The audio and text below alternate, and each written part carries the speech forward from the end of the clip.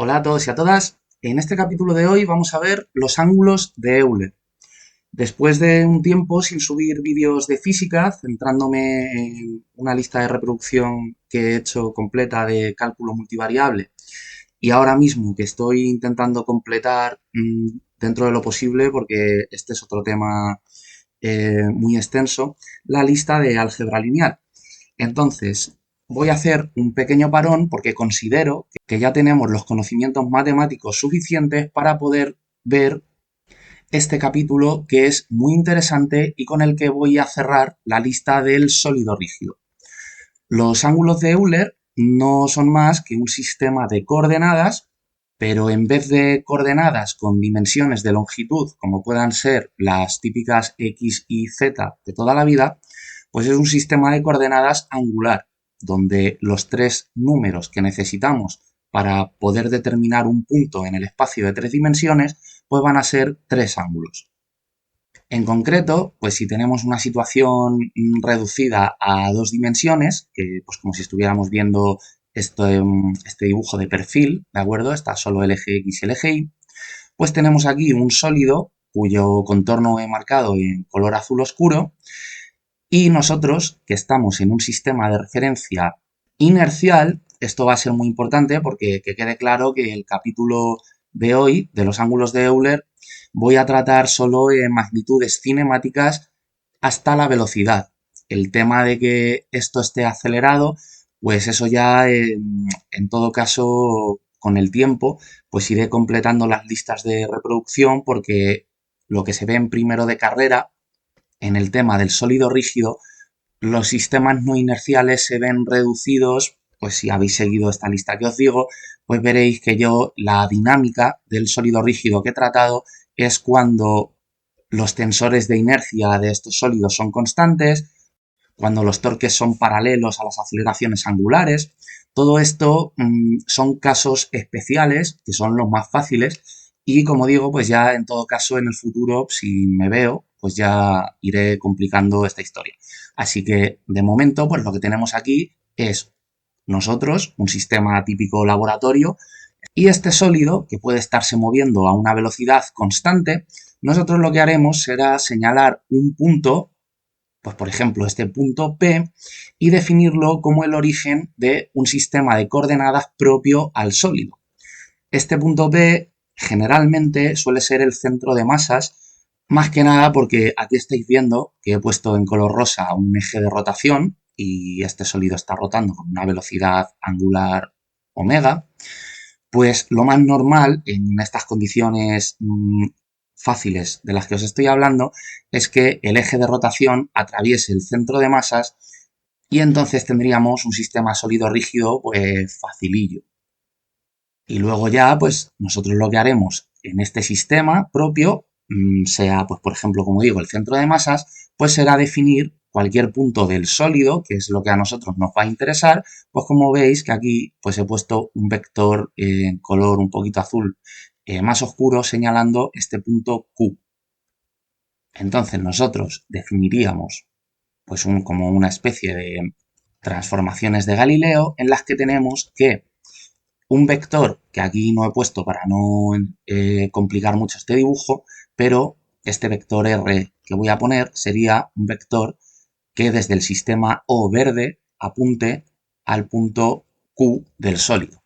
Por lo tanto, este vector pues va a ser igual al vector que desde el sistema O va al punto P del sólido. Generalmente, como digo, este punto será el centro de masas de nuestro sólido rígido. Entonces vamos a poner este vector como el OP, que puede depender del tiempo, pues porque si este sólido, como os he comentado antes, pues tiene una cierta velocidad, que por ejemplo se esté moviendo en el eje X, aquí según estos ejes hacia la derecha, pues este vector será una función que dependa del tiempo, ¿de acuerdo? Y luego, pues para poder cerrar el triángulo de vectores, tendremos que añadir aquí a esta suma el vector R en el sistema prima, que es el sistema, sería generalmente el sistema centro de masas. Podéis ponerle una prima, podéis ponerle, o sea, una coma aquí, quiero decir, podéis ponerle una estrella, un asterisco, esto ya como queráis. Entonces, si nosotros derivamos esta ecuación, pues lo que tendremos es que la derivada del vector r, pues lo llamaremos el vector v, que en física pues, va a representar la velocidad de este punto Q que pertenece al sólido. El vector OP, pues vamos a ponerlo exactamente igual, que como es un vector que depende del tiempo, pues al haberlo derivado le ponemos aquí un puntito, ¿de acuerdo? Y ya con esta notación queda especificado que será la velocidad que lleve el punto P. Y luego, pues al derivar este vector azul, posición, pues tendremos un vector velocidad azul, pues como le hemos puesto prima, pues prim. Entonces, el interés que tienen los ángulos de Euler a la hora de describir la cinemática de un sólido rígido, pues es aquí, en este vector velocidad, porque si habéis seguido todos los capítulos de las listas que he ido subiendo de física, de cinemática, dinámica y tal, y la del sólido rígido, pues vosotros ya sabréis que un vector velocidad puede ponerse como el producto vectorial de un vector velocidad angular por un vector posición, y es aquí, en concreto, en este vector velocidad angular, donde los ángulos de Euler pues van a tener todo el protagonismo. Porque nosotros no vamos a querer solo definir un sistema de coordenadas angulares, sino que esto va a cobrar especial interés cuando esas coordenadas no sean fijas, sino que sean variables. O sea que cada uno de los tres ángulos que va a formar nuestro sistema de ángulos de Euler no sean ángulos constantes y fijos, sino que vayan cambiando. O lo que es lo mismo, pues el sólido tenga tres velocidades angulares según este sistema. De todas formas, todo esto, pues ahora lo vamos a ir viendo en detalle más adelante, pero en esencia lo que va a ocurrir es que entre las típicas coordenadas del sistema propio del sólido, como son aquí x', y' y z', pues va a existir un isomorfismo entre tres ángulos, que los vamos a llamar phi, teta y psi. Lo de isomorfismo, esto quiere decir que entre cada trestupla de estos tres números, que representan, como he dicho antes, pues la posición de un punto en el sistema de referencia propio del sólido, generalmente va a ser el sistema centro de masas, pues existe una biyección con otra trestupla formada por estos tres ángulos.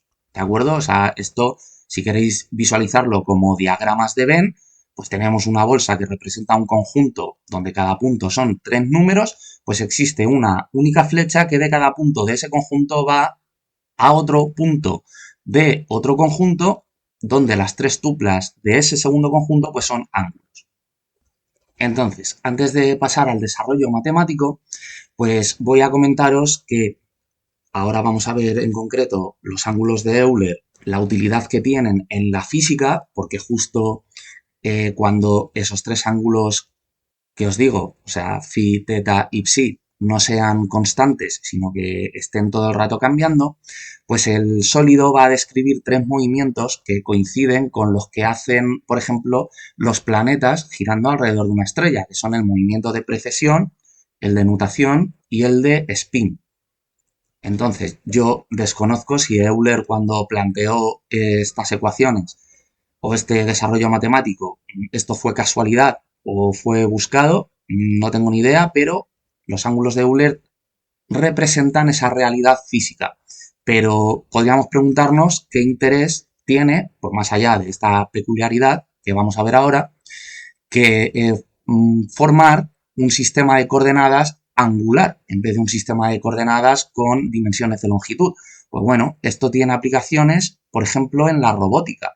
Imaginaos que tenemos un brazo robótico plegado, formado por estos tres segmentos, el verde, el azul y el rosa, y pues como podría ser nuestro brazo perfectamente, unido a nuestro cuerpo, o sea, la trestupla cuerpo húmero y cúbito radio, pues podríamos ir abriendo ángulos, donde aquí pues este palo verde representaría nuestro tronco, el palo azul representaría el húmero.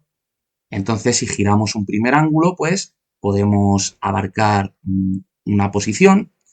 Si luego giramos otro ángulo, lo que sería el antebrazo, el cúbito radio, pues ya hemos llegado a un punto en un plano bidimensional donde hemos abierto el ángulo phi y el ángulo teta, y luego si rotáramos en torno al eje que representa este palo azul, o sea, el húmero, hiciéramos una rotación de este tipo, pues podríamos llegar a cualquier punto del espacio tridimensional mediante estos tres ángulos de rotación.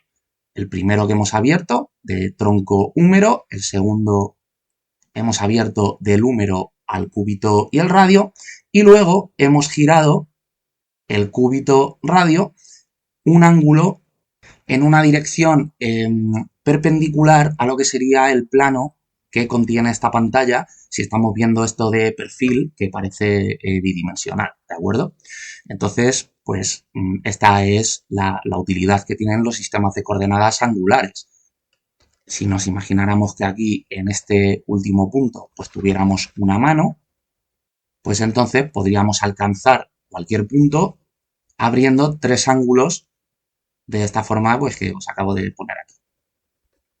Bueno, pues vamos a empezar ya con el desarrollo matemático de los ángulos de Euler, porque la idea es construir tres bases donde cada una codifique el movimiento de un ángulo concreto, de forma que luego vamos a empezar viendo el caso en el que ese ángulo se mueve desde un punto A hasta un punto B y se queda fijo, y luego ya vamos a ir viendo cuando esos ángulos están, pues los definimos como funciones, por lo tanto pueden tomar todo el rango pues, que tomen en el dominio que va a tener cada ángulo, que eso pues, lo vamos a ir definiendo luego. Así que si tenemos, pues por ejemplo, una primera base, vamos a llamarla la base 0, que pues vamos a identificar para no complicarnos la vida con la base canónica, ¿vale? Los ejes X y Z en tres dimensiones en R3 de toda la vida, que podrían no ser esta, pero bueno, pues para no liar.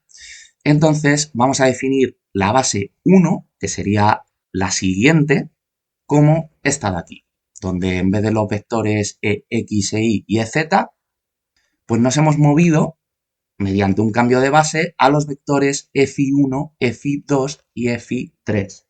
Entonces, esta base va a codificar el movimiento de precesión. Esto de momento lo digo, luego más tarde lo vamos a ir tirando de la cuerda y lo vamos a demostrar matemáticamente y va a quedar todo claro. Pero bueno, de momento, pues para que os suene, os digo que esta base va a codificar este tipo de movimiento.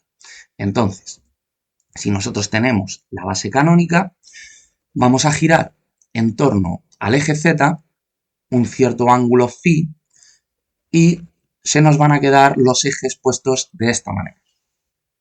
Entonces, voy a hacer un pequeño paréntesis, ahora continúo con todo esto, pero quería deciros que los ángulos de Euler, pues eso, vamos a ir pasando por tres bases donde cada una va a codificar una rotación, o sea, un ángulo, y en concreto, para que sean ángulos de Euler, las rotaciones tienen que hacerse en unos ejes concretos que los que yo voy a hacer en este capítulo van a ser la primera rotación en torno al eje Z, luego en torno al eje X y luego en torno otra vez al eje Z, ¿de acuerdo?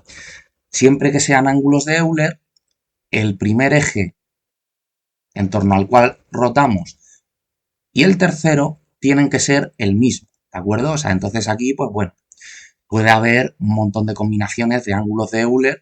Por ejemplo, rotamos en torno al eje X, luego en torno al eje Z, luego al eje X, o rotamos el eje Z, luego el eje Y y luego el eje Z otra vez, pero el primer eje tiene que ser el mismo que el tercero, ¿de acuerdo? Si no es así, pues estos son otras convenciones distintas que podéis ver en internet que se llaman los ángulos de Tait-Bryan y tal. Y pues bueno, eso pues tiene su utilidad en ingeniería, pero lo curioso de los ángulos de Euler, pues es la realidad física que representan, que va a ser pues el movimiento de planetas. Eso lo primero. Y luego pues también quería comentar pues un ejemplo, ya que he puesto aquí que esta base va a codificar la precesión. En concreto, la va a codificar cuando este ángulo phi no se mueva este trocito constante, o sea, del eje X al eje X phi y se quede quieto, sino que pues esté moviéndose todo el rato, ¿de acuerdo? Entonces ahí es cuando va a codificar de forma representativa la precesión. Pero para poneros en situación, pues un ejemplo de cuando existe precesión en un sistema sólido rígido, pues puede ser perfectamente cuando el tensor de inercia no sea constante. Esta situación, ¿cuándo se puede dar? Pues, por ejemplo, cuando el sólido rígido que estemos analizando no mantenga su forma, se esté desquebrajando, pues el tensor de inercia, que es el análogo de la masa en los movimientos angulares, pues no será constante. Otro caso de tensor de inercia no constante, pues por ejemplo, si el sólido está rotando en torno a un eje que no es un eje principal de inercia, esto pues si habéis seguido el tema del sólido rígido, pues sabéis de lo que os hablo, pues tampoco el tensor de inercia va a ser constante. Entonces, esto a lo que va a dar lugar es que cuando queramos calcular el torque, pues nosotros sabemos que el torque es la derivada del momento angular respecto del tiempo. Y nosotros, pues también sabemos que el momento angular de un sólido rígido, pues es el producto del tensor de inercia por su vector velocidad angular.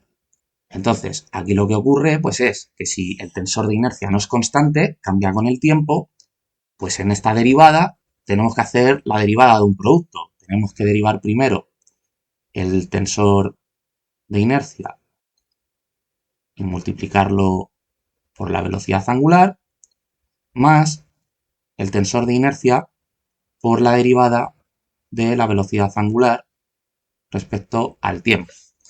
Entonces, la derivada de la velocidad angular respecto al tiempo, pues esto es la aceleración angular. Y aquí pues se ve claramente lo que ocurría, lo que os he comentado antes así de pasada, que es que pues cuando el sólido está rotando, si el tensor de inercia es constante, pues la aceleración angular será paralela al eje de rotación, o sea, será un vector paralelo al momento angular, porque la derivada del tensor de inercia respecto al tiempo sería cero, se iría a este término y solo obtendríamos esto, que es hasta la teoría que yo he dado en la lista de reproducción del sólido rígido, que es lo que se ve en primero de carrera en física.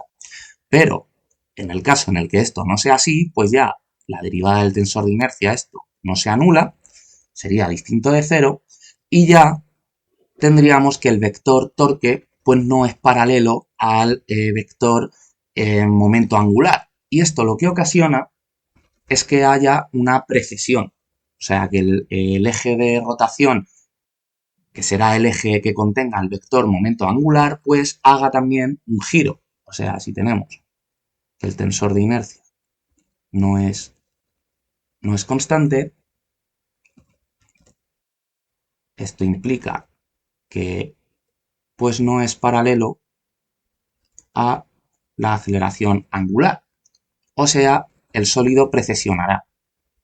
Entonces, os comento esto, pues más que nada, pues para que veáis, como no lo hemos visto en la lista de reproducción, pues cuando un sólido rígido puede precesionar, ya que los ángulos de Euler van a codificar este tipo de movimiento. Pues aquí tenemos un ejemplo. Bueno, pues lo siguiente que vamos a ver es algo que a lo mejor os estáis preguntando cuando al ver este dibujo, que es que si yo lo que estoy diciendo es que vamos a hacer todo el aparato matemático cambiando de base, aquí lo que veis es que no tengo los vectores base dibujados en estos ejes, sino que directamente tengo los ejes de coordenadas. Entonces, no os preocupéis por ello porque la matriz, en este caso, en este primer caso, que nos va a mover de la base canónica a la base phi, la he llamado, porque como estamos rotando un ángulo phi, en torno al eje z de la base canónica, ¿de acuerdo? Esto es importante lo que os estaba diciendo, vamos a rotar primero en torno al eje z, luego en torno a otro eje y luego en torno al eje Z otra vez. De hecho, voy a dejarlo por aquí arriba escrito para que no haya confusión ni lugar a dudas. Entonces, lo que os decía es que la matriz del cambio de base que nos va a llevar de los vectores unitarios y ortogonales de la base canónica, sería un vector unitario señalando en la dirección y sentido de cada uno de estos ejes, el eje X, el eje Y y el eje Z, pues si rotamos en torno al eje Z, la matriz del cambio de base va a ser una matriz de rotación en torno al eje Z de toda la vida, ¿de acuerdo? Lo que pasa que aquí, mucho cuidado, porque hay que comentar una serie de cosas. Lo primero es que las matrices de rotación que vosotros estáis acostumbrados a ver son las que mueven vectores, pero descritos dentro de una misma base, y esas son las matrices de rotación entendidas como aplicaciones lineales, no como cambios de base, y esas, el signo menos que lleva este seno aquí, lo llevan aquí en este otro seno, ¿de acuerdo? Entonces, esa es la primera diferencia que tenemos que tener en cuenta, que esta matriz va a mover tres vectores de una base a otra base. No va a mover un vector a otro vector descrito dentro de la misma, que es lo que haría esta matriz con el signo menos aquí. Y luego, lo segundo es que a esta matriz del cambio de base, como es una matriz de rotación y los cambios de base pues también son aplicaciones lineales, pues yo la voy a llamar R y que depende del ángulo que está rotando.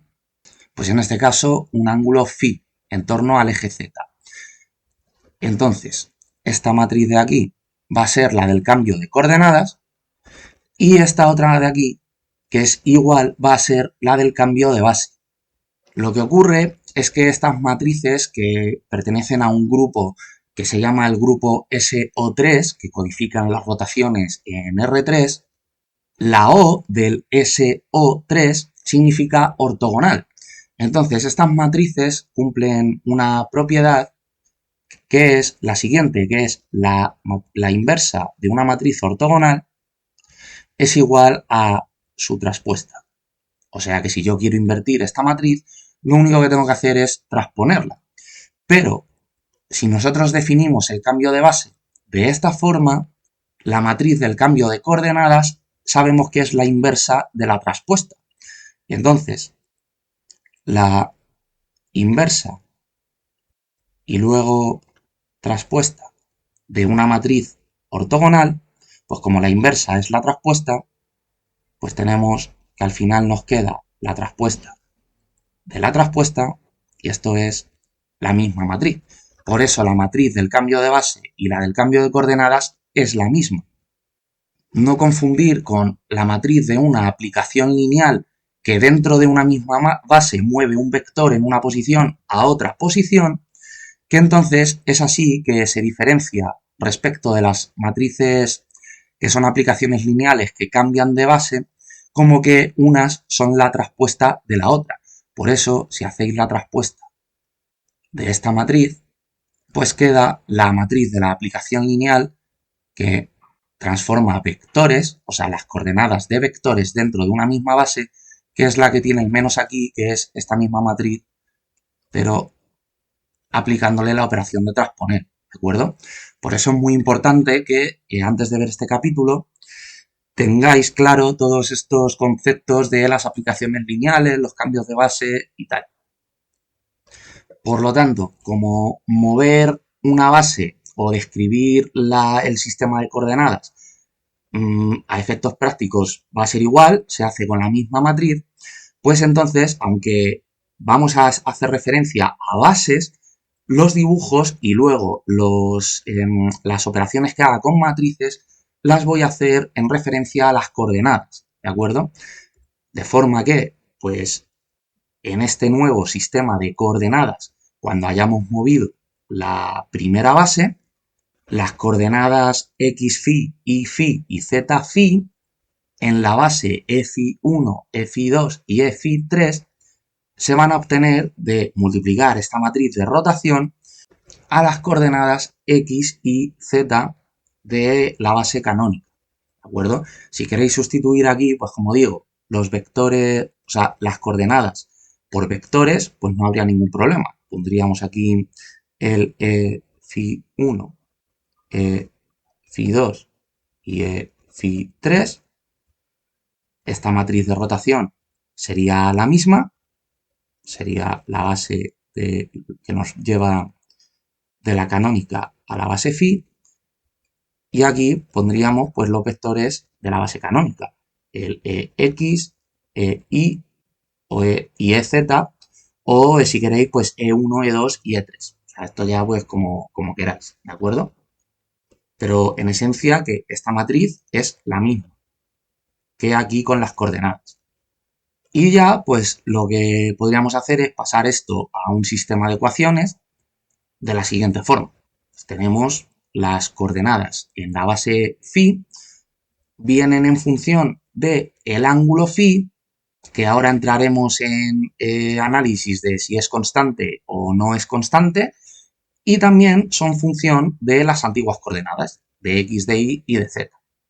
Así que voy a quedarme como resultado de este primer movimiento, o mejor dicho, este primer cambio de base, porque repito, el movimiento de precesión va a darse cuando el ángulo phi no sea constante, sino que se mueva continuamente y haya una velocidad angular.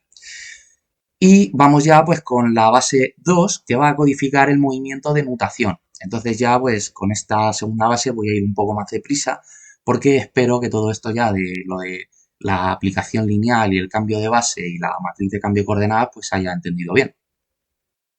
Bueno, pues después de ir de la base canónica a la base 1, vamos a ir de la base 1 a la base 2. Entonces, esta segunda base, pues también va a codificar un tipo de movimiento. Vamos a llamarla, como va a venir representada por la rotación en torno a un eje de un cierto ángulo, pues vamos a llamar a este segundo ángulo el ángulo teta. Entonces la base 2 va a ser esta tupla e teta 1, e teta 2, e teta 3. Y esta base va a codificar el movimiento de nutación. Que no os preocupéis si no lo habéis oído en la vida, porque ahora un poco más adelante vamos a ver lo que es. Pero como os venía diciendo aquí arriba, en la primera base lo que hemos hecho es aplicar una matriz de rotación en torno al eje Z. Habíamos obtenido este dibujo como resultado de hacer la primera rotación en torno a este eje Z. Entonces ahora lo que tenemos es que rotar en torno, por esta convención, al eje X. O sea, al eje X phi, que es la nueva base, o sea, el eje X de la nueva base tras aplicar la base 1 a o el cambio de base 1, mejor dicho, o sea, la primera matriz de rotación, a la base canónica. Entonces, al rotar en torno a este eje, obtendremos este segundo dibujo, que, bueno, pues espero que con el código de colores pues se vaya entendiendo bien.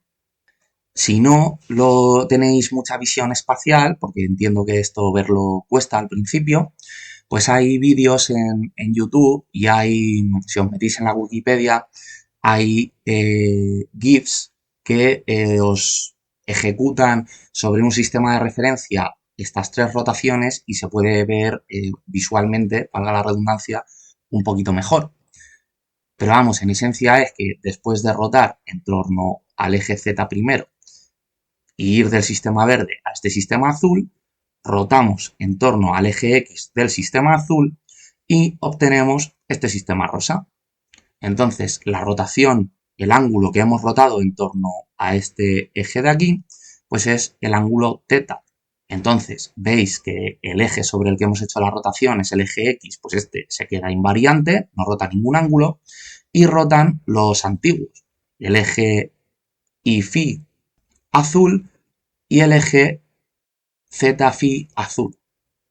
Por lo tanto, como hemos rotado en torno al eje X, la nueva base, la base θ1, θ2, θ3, que generará este sistema de coordenadas rosa, pues su matriz cambio de base será esta de aquí, que pues por ser también una matriz de rotación en torno al eje X, aquí podéis verlo, porque es este eje en torno al cual hemos rotado, pues sigue siendo una matriz ortogonal, de forma que la matriz del cambio de base es igual que la matriz de las coordenadas, del cambio de coordenadas, quiero decir.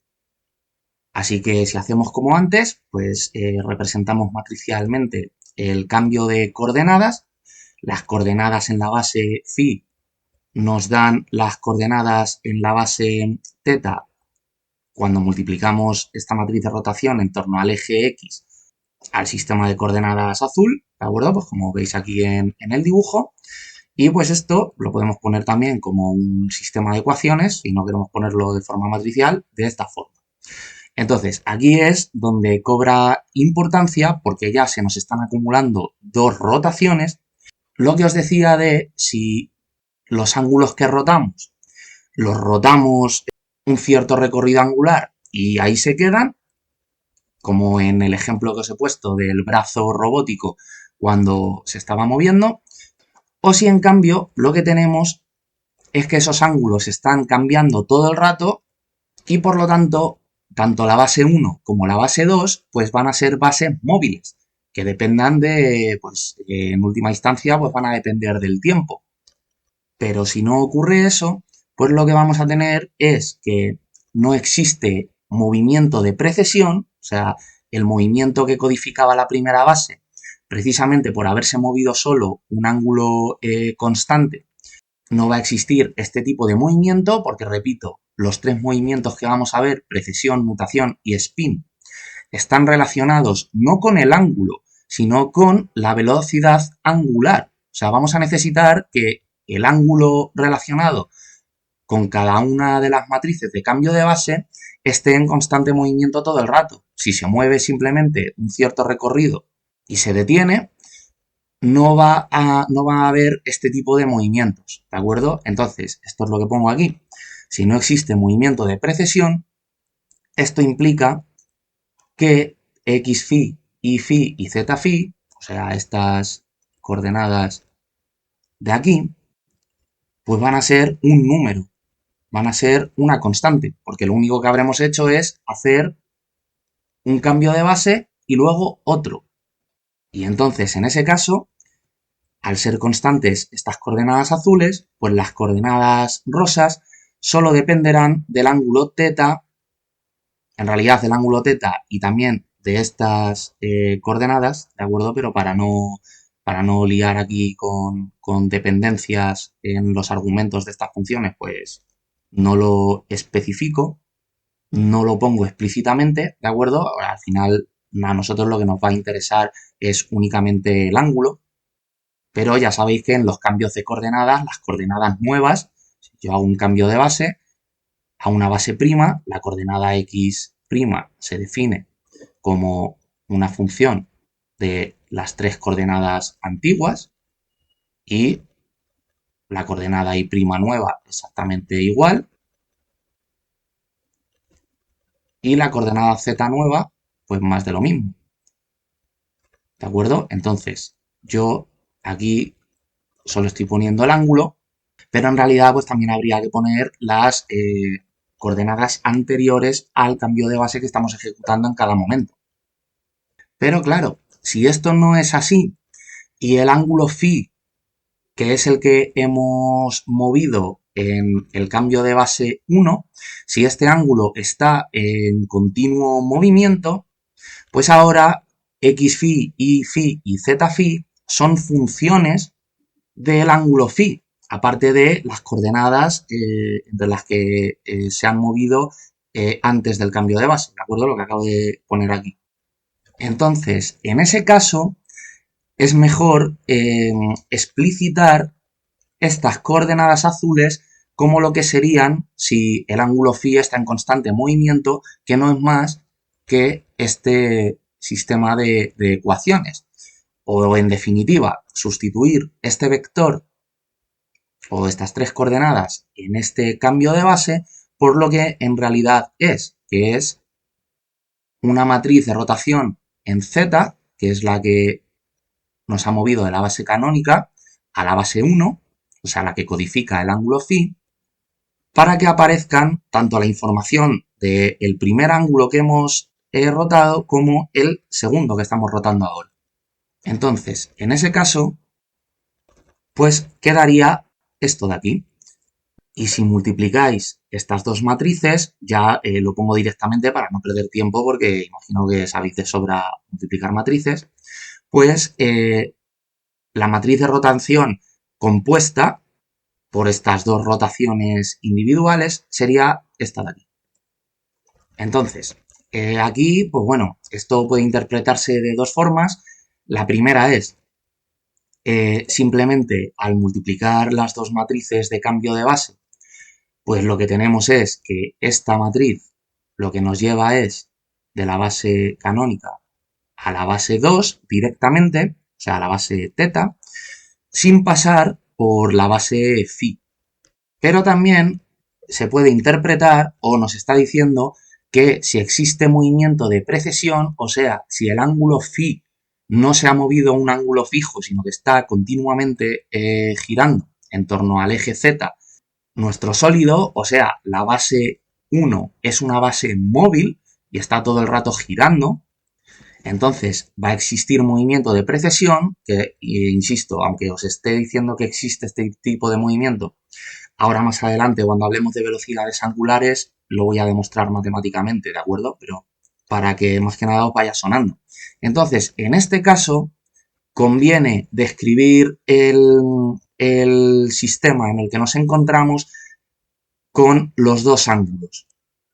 Y entonces tendremos que pongo el sistema de ecuaciones lineales, que en el fondo es este sistema matricial por aquí, para que se vea mejor lo que quiero comentar, pero en esencia es que escrito de esta forma estamos tomando el ángulo phi como una función y no como un número, que es lo que sería si el sistema que teníamos primigenio, que era la base canónica, pues rotamos un ángulo en particular y ahí se queda el sistema, ¿de acuerdo? De esta forma, lo que estamos interpretando es que en torno a ese eje, el sólido está rotando todo el rato. Y aquí el ángulo teta, pues entonces podríamos interpretarlo de las dos formas que hemos visto. Antes, pues si es constante, tendríamos un ángulo phi función y un ángulo teta constante, entonces habría precesión, pero no habría nutación, y si tanto phi como teta son funciones, pues entonces habría precesión y habría nutación. Y en este último caso, pues es mejor escribir el sistema que se vean los dos ángulos. Entonces, visto la base 2, pues vamos a pasar a la base 3, que es la que nos va a codificar el movimiento de spin o de rotación propia, que también se llama. Bueno, pues la tercera base o el tercer cambio de base y último, vamos a llamarlo base 3, va a venir dada por esta tupla E psi 1, E psi 2 y E psi 3, y esto, cuando este ángulo esté constantemente cambiando, pues va a codificar el movimiento del spin. Entonces, este era el último sistema de coordenadas al que habíamos llegado tras los dos cambios de base anteriores, pues ahora, como tenemos que hacer según esta convención, es rotar en torno al eje Z. O sea, pero en torno al eje Z al que tenemos ahora como eje Z en nuestra base, que nuestra base era pues la anterior, la base 2, la base Eθ1, Eθ2 y Eθ3. Pues tendríamos que venirnos al eje que contiene a este vector y rotar en torno a él. Entonces, obtendríamos este último sistema de coordenadas. Repito, estamos rotando vectores base, pero pues da la casualidad que con las matrices de rotación los cambios de base y los cambios de coordenadas pues son la misma matriz. Entonces, pues bueno, pues para visualizar más que nada, porque las flechas que son los ejes pues son más largas que los vectores base, entonces pues se ve mejor, pues he puesto los ejes. Entonces, a ver, aquí pues entiendo que tengáis que hacer un ejercicio de visión espacial, porque está aquí ya he intentado ir difuminando los ejes anteriores y poniendo en un trazo más grueso los ejes más nuevos. Entonces, nada, simplemente es que de esta situación anterior rotamos en torno a este eje Z y obtenemos los ejes rojos. Y el ángulo que hemos rotado es el ángulo psi. Por lo tanto, como rotamos en torno a un eje Z, pues la matriz del cambio de base tiene que ser esta de aquí, una matriz de rotación en torno al eje Z. Pues es exactamente igual que la primera, que la que cambiaba de la base canónica a la base phi, a la base 1, pero pues el ángulo pues es distinto. Ahora el ángulo pues lo llamamos psi. Entonces aquí ocurre como antes. Podemos interpretar que tanto el ángulo phi como el ángulo teta han sido un ángulo concreto, o sea, después de alcanzar la base 1 y la base 2, hemos rotado una cierta cantidad angular phi en la primera y teta en la segunda, pero ya está, han ido de un punto inicial a un punto final y no se siguen moviendo. Entonces, esta última base, pues podríamos representar la ecuación matricial de esta forma, que es que vamos al nuevo sistema de coordenadas aplicando una matriz de cambio de coordenadas al sistema anterior, que era el morado, o sea, bueno, el rosa. Entonces, visto en ecuaciones lineales, pues sería esto de aquí. Y además representa pues lo que os digo. Si el ángulo phi y el ángulo teta, los de las primeras bases, la base 1 y la base 2, han sido ángulos constantes, pues entonces las coordenadas en la base phi son constantes, las coordenadas en la base teta son constantes, por lo tanto las coordenadas en esta última base pues solo dependen del ángulo psi, que es el último que hemos rotado. Entonces podríamos representar pues perfectamente este cambio de base así, porque x teta y teta y z teta pues son números constantes, entonces no haría falta explicitar ningún parámetro más. Sin embargo, si phi y teta no son constantes, o sea, están continuamente girando esos ángulos en torno al eje de rotación que los produce, pues tenemos que volver a reinterpretar esto de la forma que hemos visto pues antes con la base 2 que codifica la nutación. Tenemos que poner todos los ángulos porque ahora pues no son números sino que son funciones. Entonces queda de esta forma. Sustituimos las coordenadas teta, las de color rosa, por lo que habíamos visto en el movimiento anterior que era estas dos matrices de aquí, esta y esta, multiplicando a las coordenadas en la base canónica y pues como teníamos aquí a la izquierda de estas coordenadas rosa pues esta última matriz de rotación pues la añadimos aquí. Entonces lo que voy a hacer es esta matriz de aquí y esta otra, ya he puesto antes el resultado de multiplicarlas, pues a esa matriz hay que multiplicarle por la izquierda esta de aquí, como viene aquí en orden representado. Entonces ya lo hago directamente para no liar aquí con multiplicación de matrices, que además me puede equivocar, como ya lo tengo yo calculado, que esto además lo suyo es que, bueno, que lo hagáis una vez en la vida vosotros a mano, pero luego esto pues lo metéis en un software que al final del capítulo os enseñaré el que yo he usado y que os lo haga el programa. Así ya pues la probabilidad de equivocarse es prácticamente nula. Entonces, voy ya a poner directamente el resultado de multiplicar estas tres matrices, que mucho ojo, que aquí es lo que os decía al principio del capítulo, que estas matrices son cambios de base. No podemos entenderlas como aplicaciones lineales sobre, ejecutadas sobre un vector y que nos devuelven otro vector, pero dentro de la base en la que estamos describiendo estas aplicaciones. ¿Por qué? Pues porque, más que nada, como la base 2 y, bueno, la base 1, la base 2 y la base 3 no son la misma, tendríamos que hacer un cambio de base de estas matrices de aplicación si las entendiéramos como aplicaciones lineales, porque, por ejemplo, una vez hemos ejecutado esta segunda matriz, pues hemos visto que el eje Z de la base canónica, que era el mismo que el de la base phi, ya no está apuntando en la dirección del eje Z original. Por lo tanto, una rotación en torno al eje Z, como lo que representa esta última matriz, no la estaríamos haciendo en torno al eje Z de color rosa, sino la estaríamos haciendo en torno al eje Z en la posición normal y corriente canónica. Sin embargo, esto así está bien porque lo que estamos representando son cambios de base.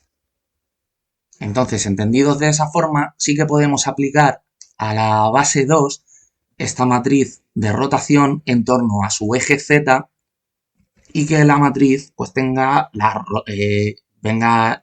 sus elementos codificados como una rotación en torno al eje Z normal y corriente de toda la vida, porque es su eje Z, no el eje Z canónico, sino el suyo. Entonces, sí que podemos hacer esto con matrices cambio de base y no con matrices de aplicaciones lineales, como parece ser que obvian en explicar en algún vídeo de YouTube que he visto por ahí o en algún PDF cuando hablan de los ángulos de Euler. Entonces, lo que os decía, pues pongo ya directamente el resultado de multiplicar estas tres matrices y nos queda este carro impresionante matricial como el que veis, donde pues ya si entendemos todos los ángulos como funciones y no como un ángulo constante, pues claro, tenemos que especificar todos en la matriz de rotación, que esto pues en el fondo también lo que nos está diciendo toda esta matriz es que nos ha movido de la base canónica a la última base directamente, a la base que tiene ejes de coordenadas estos rojos de aquí, pero previamente pasando por otras dos bases que además van a estar en continuo movimiento y por eso debemos especificar cada ángulo que hemos ido asignando a cada una de estas tres bases. Entonces voy a intentar borrar y pasar esta ecuación matricial a un sistema de ecuaciones como he hecho en estos dos casos anteriores y a ver si me queda un poco de sitio y comento una cosilla antes de pasar a ver las velocidades angulares. Vale, muy bien.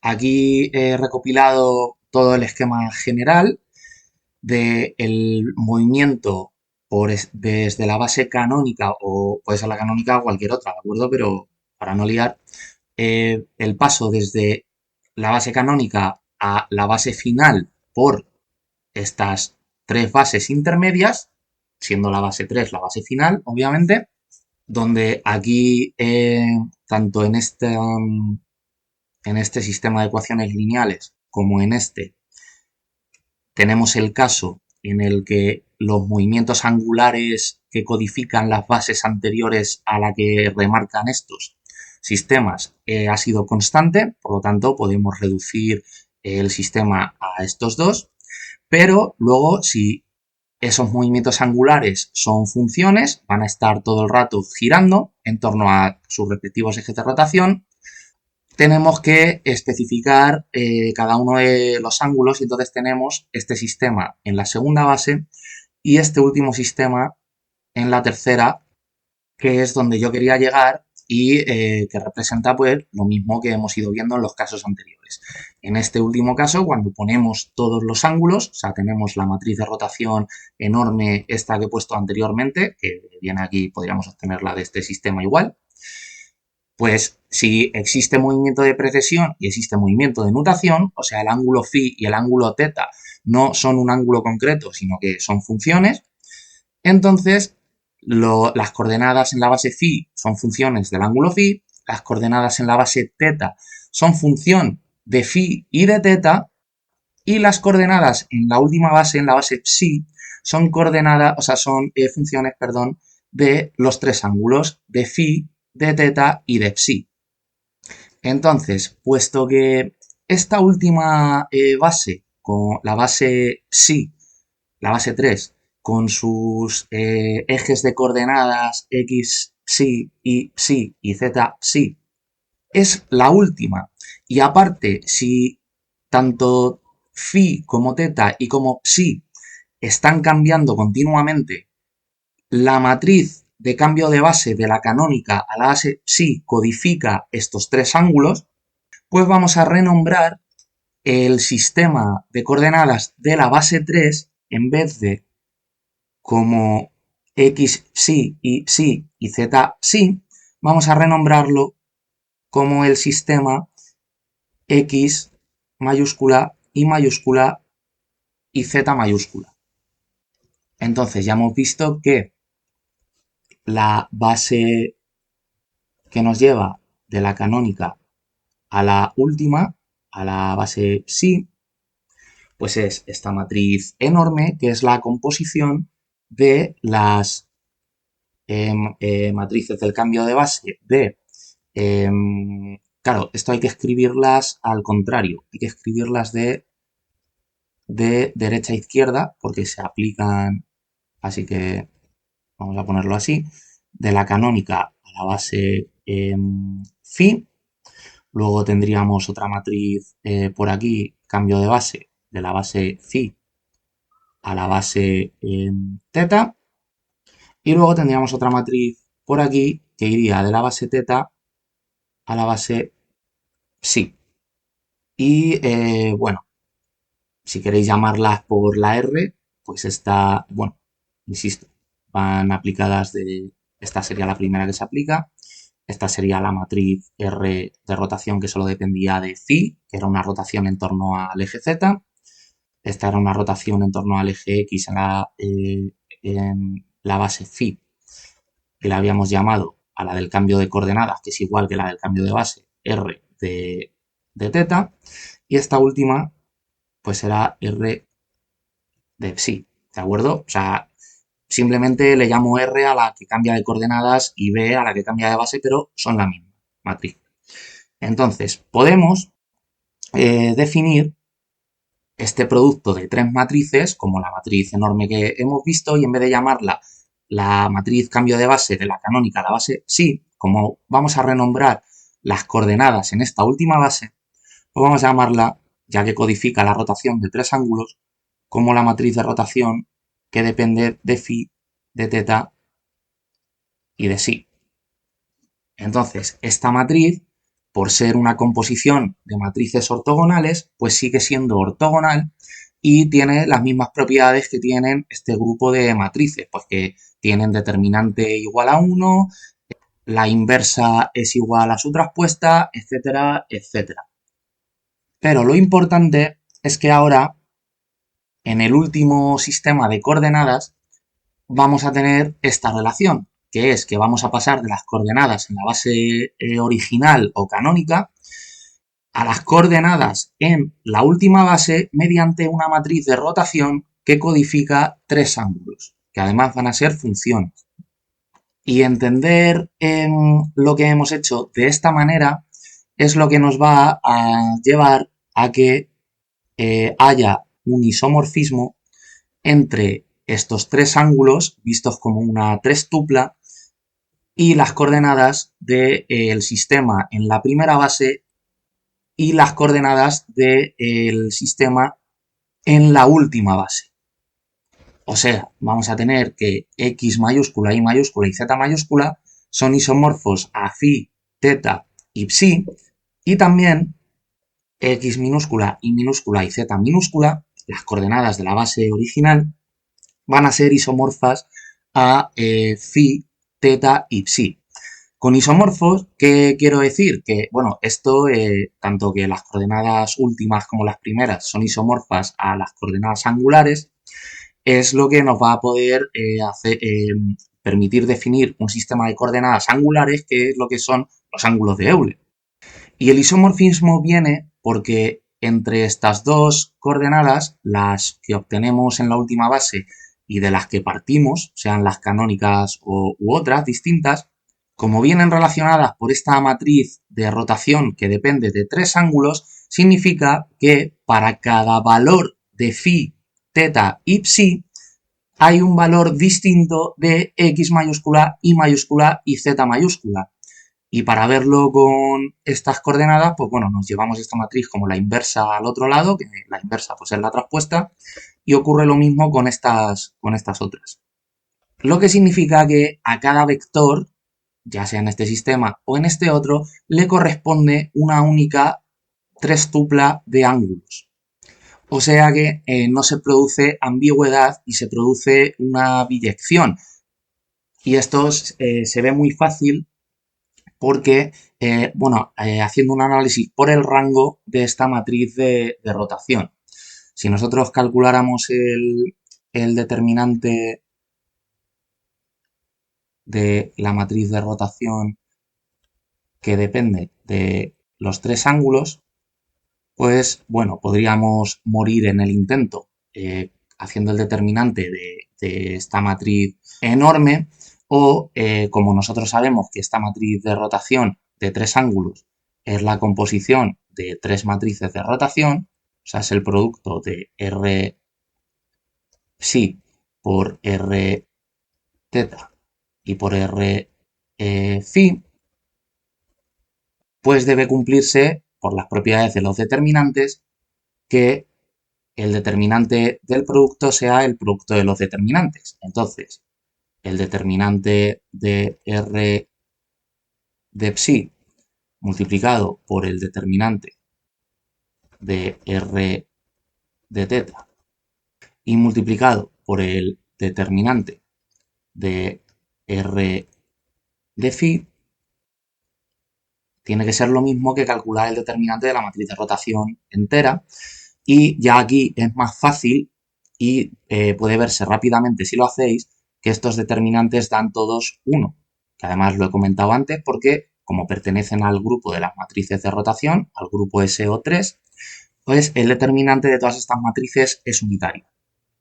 Así que esto nos da 1 y 1 es constante y además es distinto de una función de phi, teta y psi. ¿Esto qué quiere decir? Pues que la matriz de rotación general nunca nos puede dar determinante 0. O sea, el rango de esta matriz siempre es 3. ¿Por qué? Porque su determinante es constante y es 1 y no depende de ninguna función que lleve en su argumento pues una combinación de funciones coseno y seno de phi, teta y psi. Porque entonces, si imaginaos que en vez de dar 1 nos hubiera dado una función de este tipo, pues nosotros, igualándola a 0, podríamos despejar pues, una serie de ángulos con los cuales el rango de esta matriz no sería 3, sería o 2 o 1, eso habría que calcularlo, pero ya no podría ser 3. Entonces, eso lo que quiere decir, aparte de que no podría representar una matriz de cambio de base, lo que implicaría es que habría varios vectores, pues ya sea con esta matriz o con la inversa, si miramos o estos, que tendrían una misma trestupla angular para vectores distintos en estos sistemas de coordenadas. Entonces, el determinante, pues hemos visto que es 1, que es constante, pero esto implica que el rango de la matriz de rotación phi, teta y psi es 3 y entonces se da el isomorfismo. Aquí lo he puesto en el último caso con los vectores X, bueno, con los vectores verdes, aunque el que a nosotros nos va a interesar más a la hora de luego definir las velocidades angulares, que son las que van a representar de verdad los movimientos de precesión, nutación y spin, el isomorfismo que a nosotros nos va a interesar es este, el de los ángulos con las coordenadas de la última base. Así que para acabar esta primera parte del capítulo, que si os dais cuenta pues ha sido más que nada entender qué es lo que estamos haciendo con los ángulos y a qué hemos llegado y cuál era el objetivo, voy a explicar cuando nosotros tenemos una matriz de rotación, esta con estos tres ángulos, pues de hecho voy a borrar ya y la pongo. Muy bien, entonces, si a nosotros, por ejemplo, nos dicen que tenemos una matriz de rotación que codifica tres ángulos, pues una matriz de rotación de esta de los ángulos de Euler, y nos dan los números de la matriz, o sea, en vez de venir aquí cada elemento de esta matriz en forma de funciones trigonométricas, vienen números exactos, pues por ejemplo así, donde cada R con los índices que nos indican la posición que ocupan dentro de esta matriz es un número concreto, pues nosotros podríamos obtener los valores de los ángulos phi, teta y psi para poder determinar las coordenadas angulares concretas que tenemos en el caso de que cada uno de estos ángulos, pues en vez de ser una función, haya rotado un valor concreto, como en el ejemplo que hemos visto del brazo robótico, y nosotros queramos pues determinar con 3 números la posición en la que estaba la mano de nuestro brazo. Entonces, aquí puede verse rápidamente pues que si cogemos el elemento R31 y lo dividimos por el elemento R32 cambiado de signo, pues la fila 3, columna 1 es seno de phi, seno de teta, lo ponemos por aquí, seno de phi, seno de teta, y le dividimos, cambiándole de signo, el R32, o sea, fila 3, posición 2, que es menos coseno de phi, seno de teta.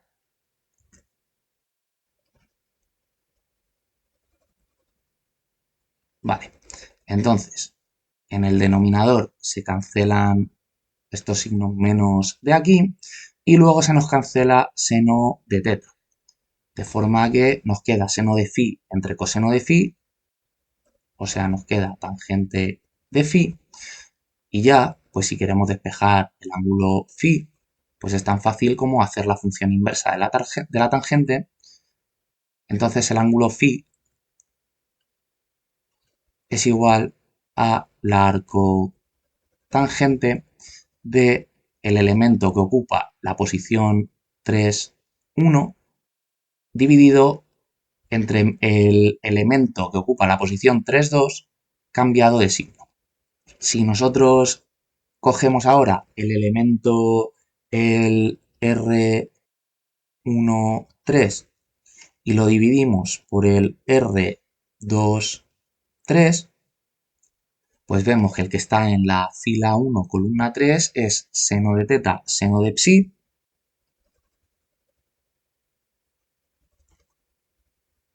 y el que está en la fila 2, columna 3 es seno de teta, coseno de psi.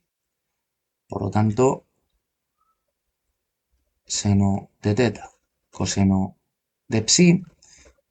Aquí se nos vuelve a ir seno de teta y nos queda seno de psi entre coseno de psi, o sea, tangente de psi.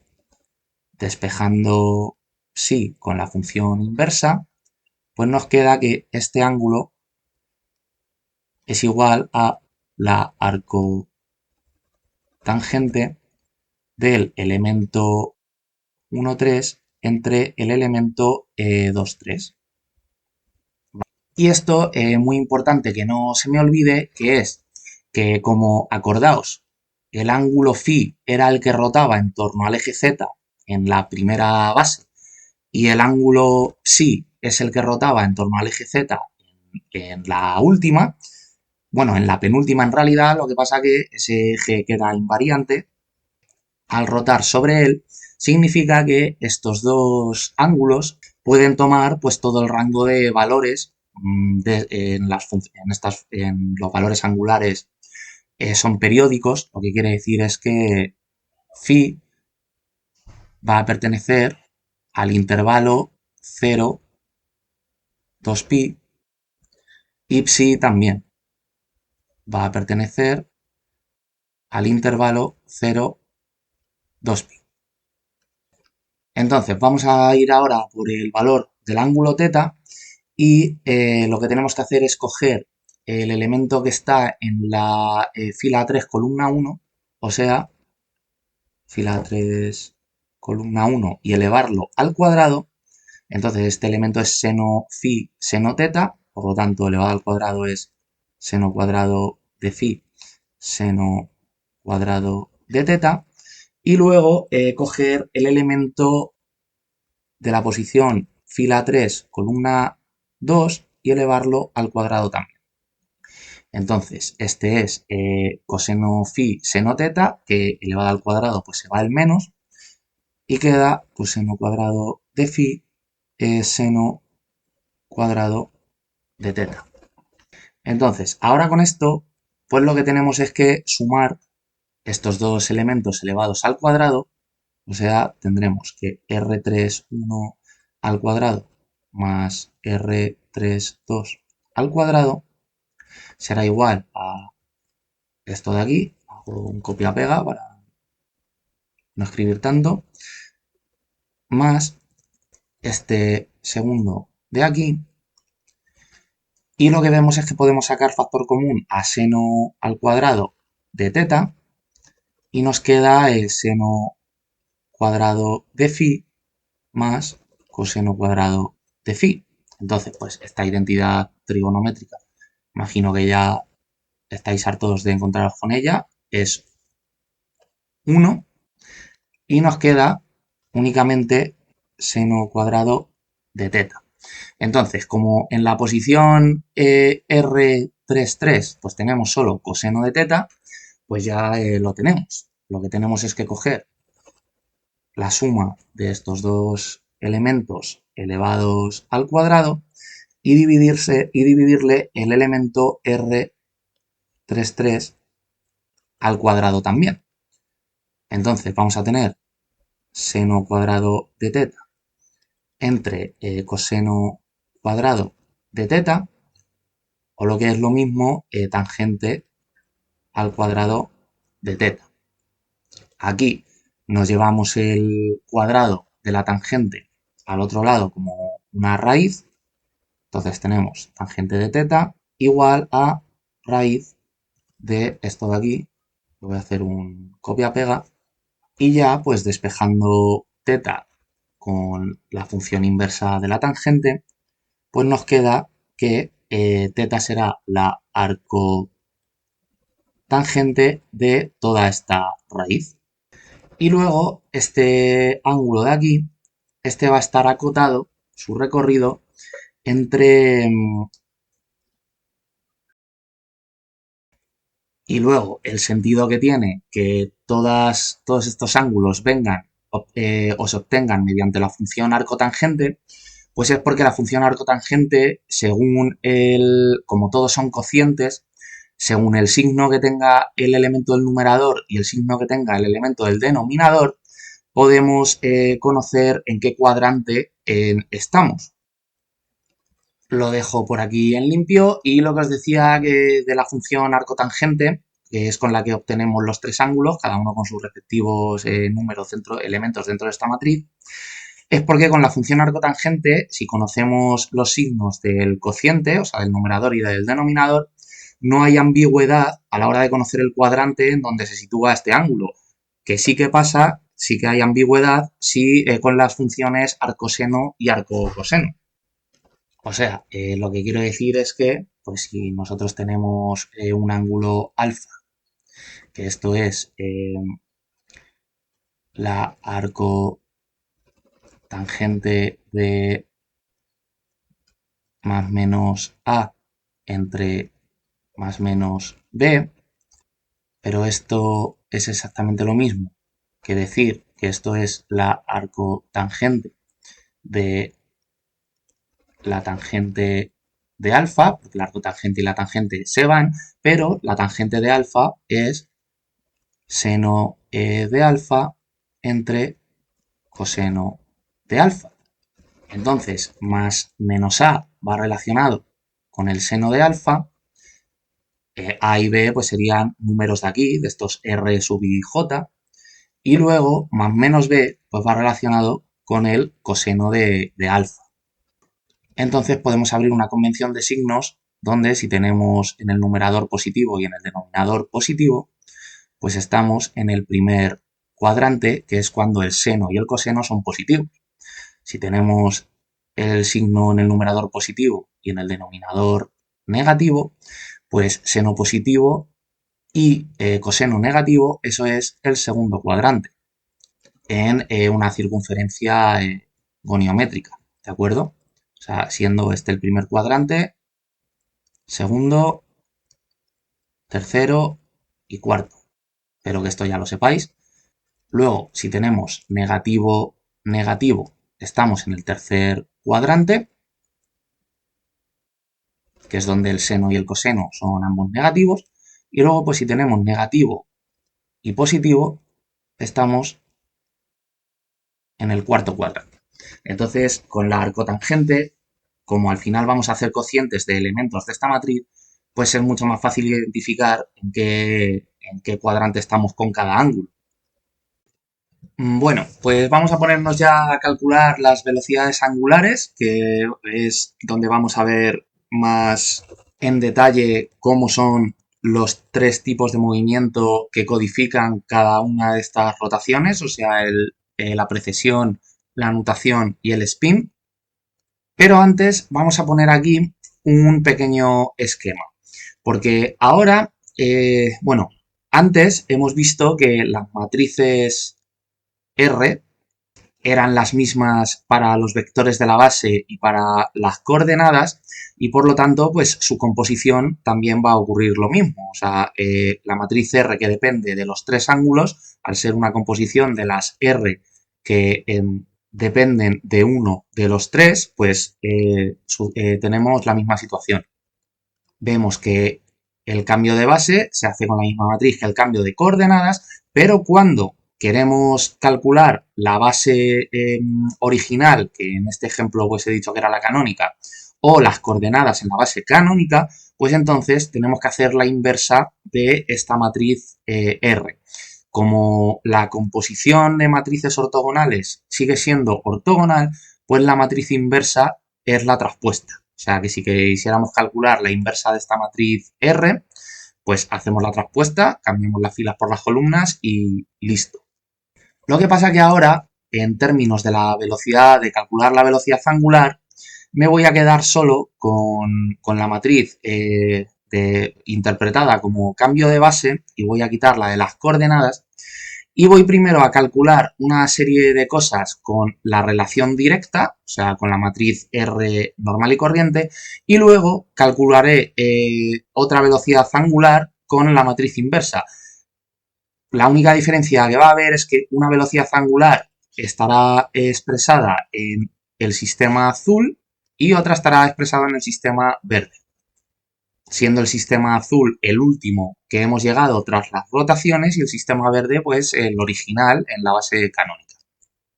Así que vamos primero con la matriz del cambio de base de la relación directa, que es esta de aquí arriba. Entonces los vectores en la última base pues vendrán en función de los vectores en la primera, bueno, en la base 0 que hemos llamado, de esta forma. Lo pongo por aquí debajo y bueno, pues como veo que no me cabe, voy a borrar tanto la matriz de rotación como esto que tengo aquí puesto del cambio de base. Vale, aquí tenemos lo mismo, los vectores en la última base expresados en función de los vectores en la base 0, la que yo he dicho que iba a ser la canónica, que puede no serlo, lo repito las veces que haga falta, pero para que os quede claro. Y los coeficientes que van en amarillo, pues en realidad, bueno, no son coeficientes, son funciones y cada uno de estos pues son los elementos de la matriz de la rotación compuesta. Así que la velocidad angular va a ser la que definitivamente va a llevar codificado el movimiento de precesión, nutación y de spin.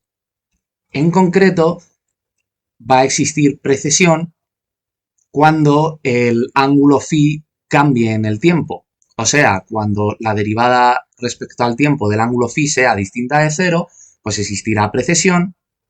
Y cuando ocurra lo mismo con los otros dos ángulos, pues para teta existirá nutación cuando este cambie con el tiempo. Y cuando cambie con el tiempo psi, pues existirá spin. Así que esto voy a llevarlo a ver si me cabe por aquí arriba. Estupendo. Y ahora vamos a definir la velocidad angular omega en el sistema de referencia inicial, en lo que sería la base 0, y esto es tan fácil como que si hemos hecho tres rotaciones en torno a tres ejes, pues primero en el Z, luego en el X y luego en el Z otra vez, y cada una de ellas un cierto ángulo si es constante o el recorrido que sea, si tiene velocidad angular, o sea, si es una función y el ángulo está continuamente barriendo una cierta área, pues nosotros ya sabemos que el vector velocidad angular siempre es perpendicular al plano en el que se ejecuta el ángulo. Pues, por ejemplo, si nosotros tenemos un sistema, si la velocidad angular lo que hace es girar en torno al eje Z, pues los otros dos, o sea, aquí se estaría girando, pues vamos a imaginar que este era el primero, un ángulo phi, pues el vector velocidad angular sería un vector paralelo al eje Z. O sea, este es el eje Z, por lo tanto, la velocidad angular pues sería un vector que iría por aquí y que tendría como módulo la derivada de este ángulo respecto al tiempo. O sea, esto sería un vector, sería derivada de phi respecto al tiempo por un vector unitario en la dirección z, por lo que es lo mismo, phi punto por e z. Así que este pues será la primera componente en el vector velocidad angular. Será phi punto por el vector e phi 3, que recordad que era el mismo que el ez canónico. Este vector, precisamente porque el eje z en la primera matriz de rotación, pues queda invariante y entonces el vector ez, que no le pongo unitario para no sesgarlo a que sea el de la base canónica corriente, ¿vale? El primero que teníamos y ya está, pues es igual a este segundo, por la invariancia de este eje en la primera rotación. Y ya pues construiremos las siguientes coordenadas del vector velocidad angular, pues con el mismo argumento.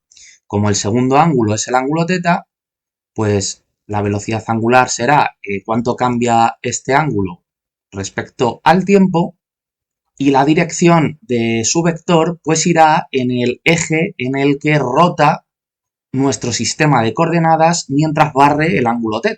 Entonces, como el segundo eje de rotación era un eje X, pues este es el vector θ 1.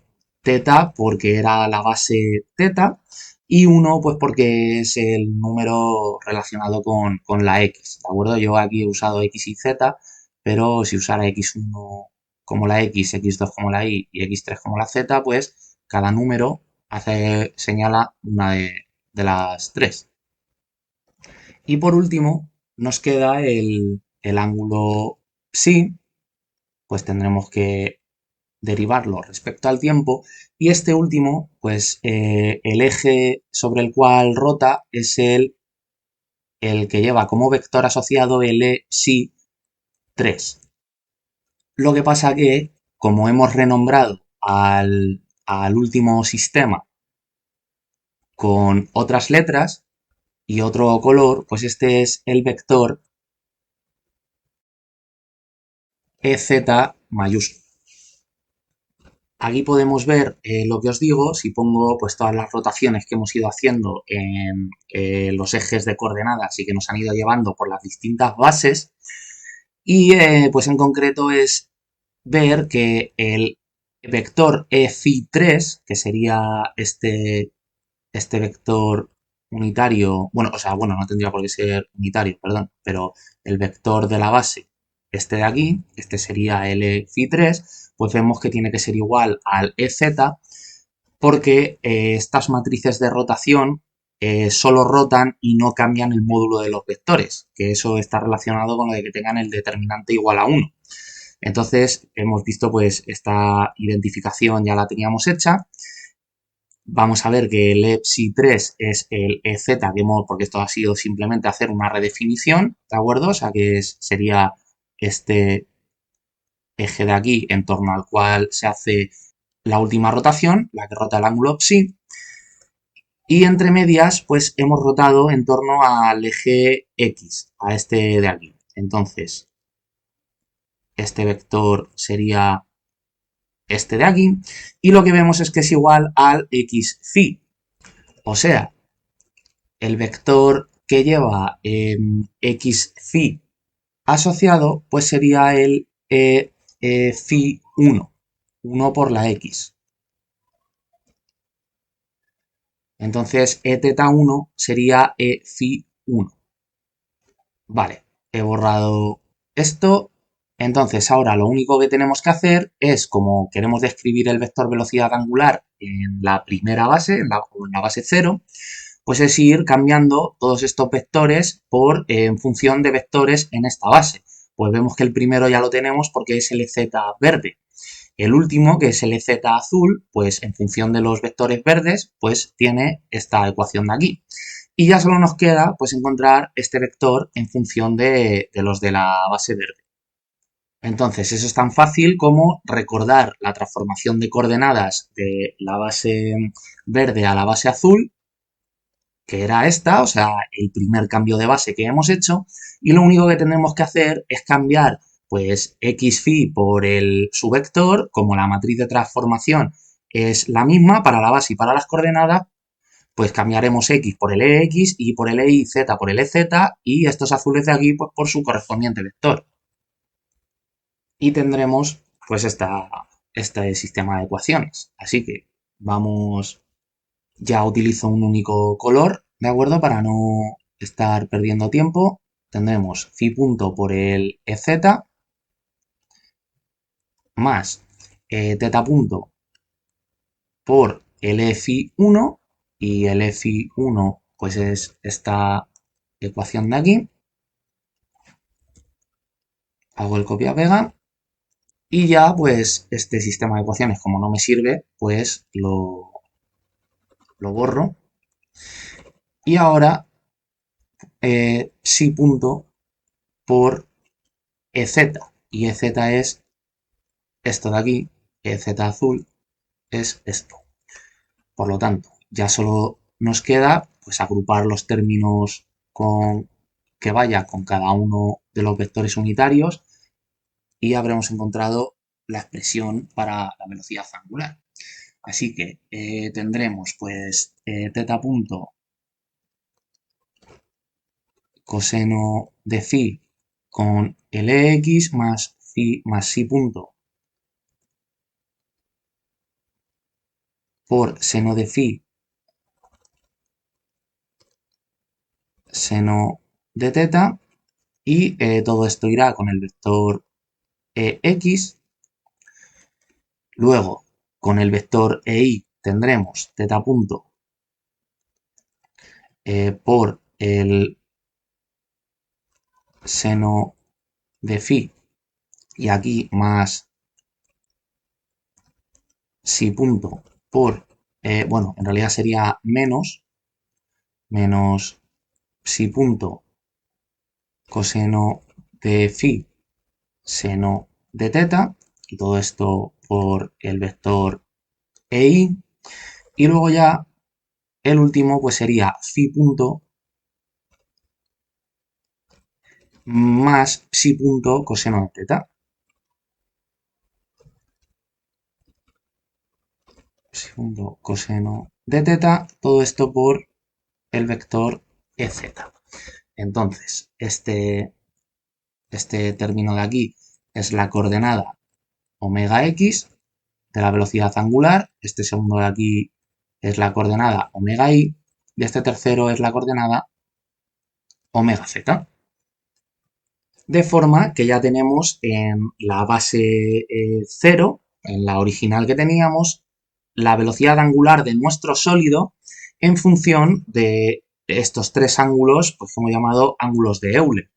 Aquí, si quisierais pasar esto a forma matricial, pues os dais cuenta que sería esta expresión. Habría que multiplicar a este vector que está en la base que he puesto aquí primero, en la base e phi 3, e teta 1, e psi 3, por esta matriz y obtendríamos la velocidad angular en la base original. Así que aquí no estamos haciendo más que otro cambio de base. Lo que pasa que ahora con las velocidades angulares. Entonces, una vez vista esta primera expresión para las velocidades angulares, en la base original vamos a ver las que vienen expresadas en la última base, porque esas van a ser las interesantes a la hora de analizar estos tres movimientos. Muy bien, entonces volvemos al esquema que hemos visto antes de los cambios de base, donde esta es la matriz R para obtener los vectores en la última base en función de los vectores de la primera o de la base 0. Pues si ahora queremos los vectores de la base 0 en función de los vectores de la última base, pues tendremos que hacerlo con la matriz de la rotación inversa. Lo que pasa que, como es una matriz ortogonal, pues la inversa es igual que hacer la traspuesta de esta matriz R. Y entonces nos da esta matriz. ¿De acuerdo? Si transponéis esta matriz, recuperamos la matriz R que hemos visto en el caso anterior. Entonces, cuando queramos llevar a cabo este sistema de ecuaciones de cambio de base entre vectores, pues obtenemos esto de aquí, ¿vale? Muy parecido al caso anterior. Muy bien, pues he subido por allá arriba estos tres vectores expresados de esta forma, digo, para que me quede sitio. Entonces, vamos ahora con la velocidad angular, pero en el último sistema.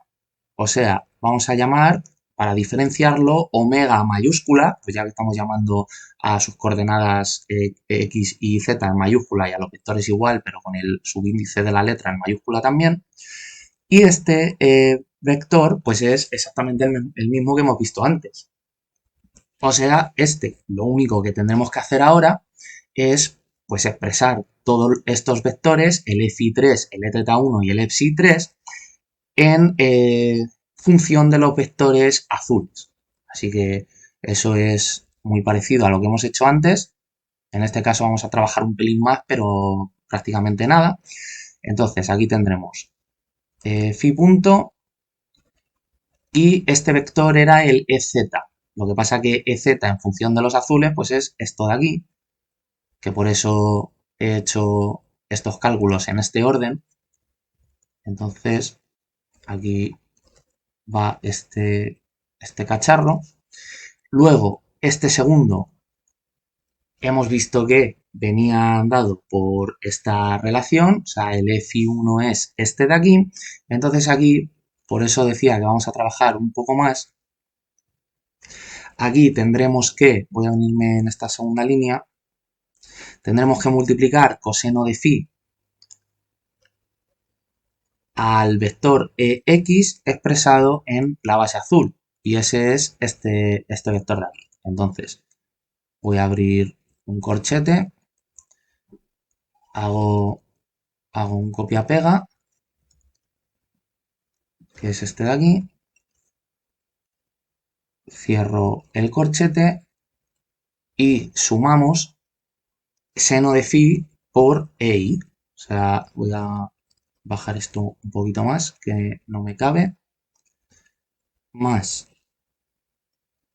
seno de phi, vuelvo a abrir unos corchetes y ahora por el vector EI en la base azul, que es esta.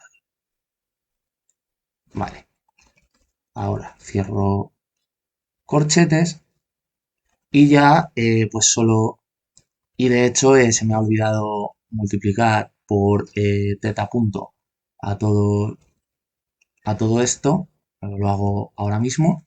Aquí va teta punto y aquí teta punto también, ¿de acuerdo? Porque tenemos teta punto por este vector y este vector es este de aquí, por lo tanto hay que multiplicar a teta punto por todo esto y queda teta punto coseno de phi por el vector x, que es este, más teta punto seno de phi por el vector y, que es este otro.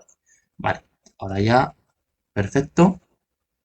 Necesito ir borrando para que me quede sitio. Vosotros, si queréis repetir algún cálculo despacito en papel y boli, pues le dais para atrás en el vídeo y sin problema. Y ahora ya, pues, si punto, este va ya multiplicado por un vector en esta base, O sea que pues le podemos poner aquí perfectamente psi punto por e z. Vale. Entonces ahora aquí, pues bueno, es trabajo de pico y pala, de ir multiplicando todas estas cosas. Pues con ex, pues vamos a abrir un paréntesis, tendremos phi punto seno teta seno psi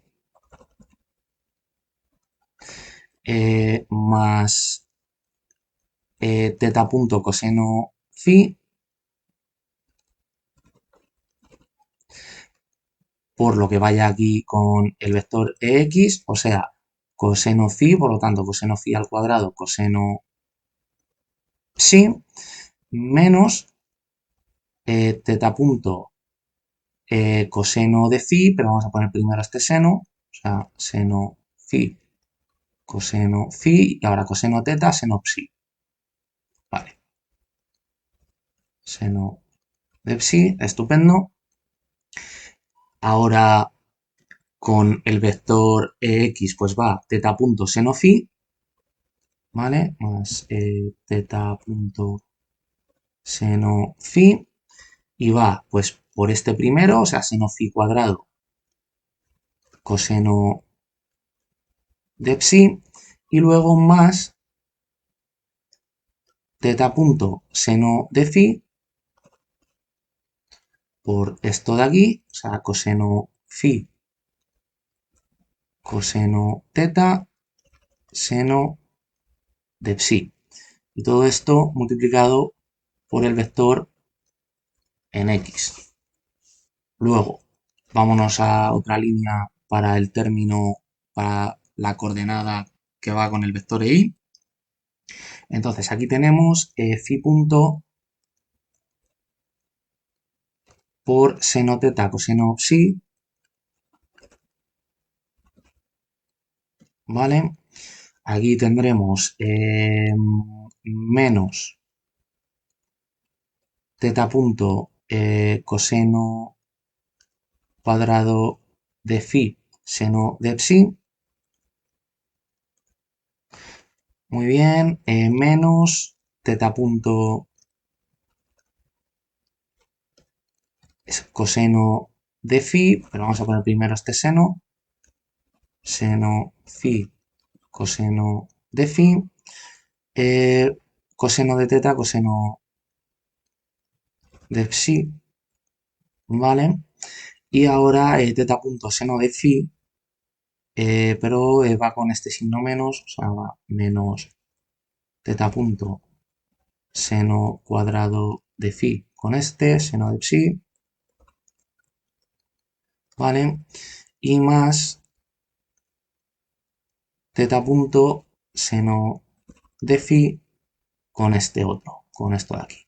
Coseno phi, coseno teta, coseno psi. Y ya cierro paréntesis y todo esto es acompañando al vector de la base, al i. Vale, más y ya nos queda poco. Nos queda phi punto por coseno de teta por este de aquí, más teta punto coseno de phi por seno de phi, seno de teta. Voy a poner primero el seno de phi para que esté en orden, coseno de phi y seno de teta, más, bueno, va con un menos aquí, teta punto seno de phi, coseno de phi, seno de teta, ¿vale? Y luego tenemos más psi punto. Vale, todo esto multiplicado al vector EZ. Entonces, aquí se nos tiene, si hemos hecho todo bien, que cancelar ciertas cosas, pues en concreto este término de aquí y este son iguales salvo el signo, por lo tanto, estos términos se van. En esta segunda coordenada se van este de aquí y este, que ocurre exactamente la misma situación, por lo tanto fuera. Y aquí en esta última se nos va este de aquí con este, que son iguales salvo el signo. Voy a borrarlos para tener un poco de sitio. Vale, entonces, daos cuenta ahora que en este término que aparece phi.coseno cuadrado de phi coseno de psi es casi igual a este, solo que en vez de coseno al cuadrado aparece seno cuadrado. Entonces podemos sacar factor común teta punto coseno de psi aquí, en estos términos, y queda coseno cuadrado más seno cuadrado. Por lo tanto, ese término se anula porque da 1 y nos va a quedar solo teta punto coseno de psi. O sea que dejo ya este y borro este de aquí. Aquí debajo pasa lo mismo. Si saco factor común menos teta punto seno de psi, aquí y aquí, nos queda seno cuadrado de phi más coseno cuadrado de phi, que es 1. Por lo tanto, puedo quitar este término, me quedo con menos teta punto seno de psi y este le quito. Y ya pues con este último pues ha quedado, ya no se puede reducir más. Entonces ya pues vamos a ponerlo aquí de seguido, donde pues este coeficiente de aquí es la coordenada x de la velocidad angular en este sistema, en esta base. Esta de aquí es la coordenada omega i y esta de aquí es la coordenada omega z. Entonces, igual que antes, pues podemos ponerlas aquí explícitamente, cada una de estas coordenadas. He borrado lo blanco que había escrito, porque si no ya no me cabía, que estoy al límite. Y esto pues igual, o sea, no es más que igual que hemos visto en el caso con las coordenadas verdes de la velocidad angular, es una matriz de cambio de base para ir al sistema azul de la base en la que las coordenadas de sus vectores pues son solo las derivadas de los ángulos respecto al tiempo, que serían en esta base de aquí, en la que forman los tres vectores que quedan invariantes en cada una de las rotaciones, una detrás de otra. Entonces, borro todo esto y me voy a centrar en estas velocidades angulares porque vamos a extraer muchísima información. Muy bien, entonces vamos a fijarnos en esta expresión para la velocidad angular, o sea, en la última base. Aquí he dejado el resumen, este esquema es este mismo de aquí. Y vamos a ir fijándonos qué es lo que ocurre si hacemos constantes algunos de estos ángulos y dejamos que pueda cambiar solo uno. O sea, dejar constantes dos y que cambie uno de los tres que hay. Entonces, se nos van a presentar tres posibilidades. Vamos a ver la primera en la que phi se define como una función del tiempo, o sea, va cambiando, y luego teta y psi son constantes. Esto quiere decir que teta y psi han podido moverse un cierto ángulo, pero ya está, o sea, no se están moviendo todo el rato. Entonces, con esto podemos ver que aquí en las componentes de la velocidad angular, pues todo lo que tenga teta punto y psi punto, como estas son constantes, pues van a ser cero.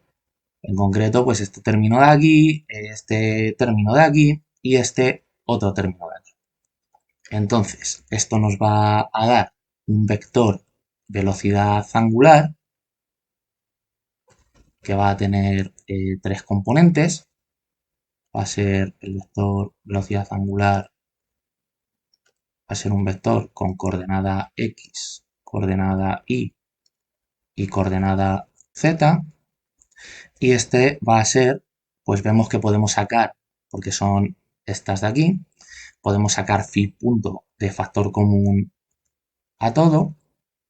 y nos queda un vector que es seno de teta, seno de psi, seno de teta, coseno de psi y en el último coseno de teta. Muy bien. Vamos a fijar otra posibilidad. Vamos a decir que ahora el ángulo teta es el que lo definimos como una función del tiempo y entonces ahora phi y psi son los ángulos que son constantes. Entonces, esto nos va a dar un vector velocidad angular que, a ver qué pinta tiene, pues todo lo que tenga phi punto y psi punto, pues irá a cero. O sea que ya vemos que toda esta parte de aquí sería cero y donde haya psi punto, pues esto también. Entonces, la coordenada z va a ser cero y tendrá coordenada x y coordenada y la velocidad angular. Podremos sacar factor común a teta punto y es coseno psi menos seno de psi. O sea, esto es omega x, omega y 0 y explícitamente pues es teta punto por coseno de psi menos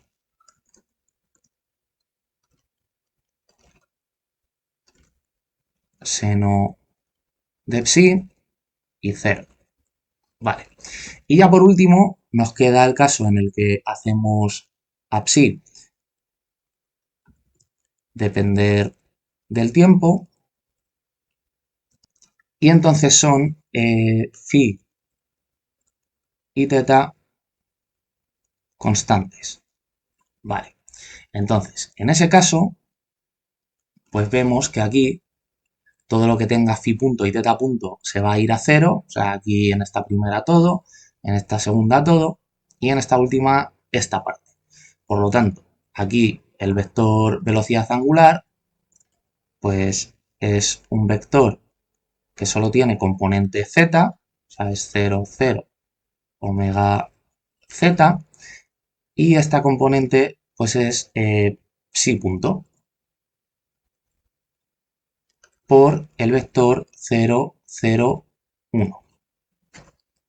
Entonces, voy a traerme un momentito la transformación del cambio de base del azul al verde para que podamos ver una cosa, que es que este, este vector de aquí, todo esto, es el vector EZ, porque es seno de teta, seno de psi, ¿de acuerdo? Todo esto está expresado además en el sistema azul, ¿de acuerdo? O sea, eso que quede claro. Es, o esta velocidad angular es phi punto por el vector EZ.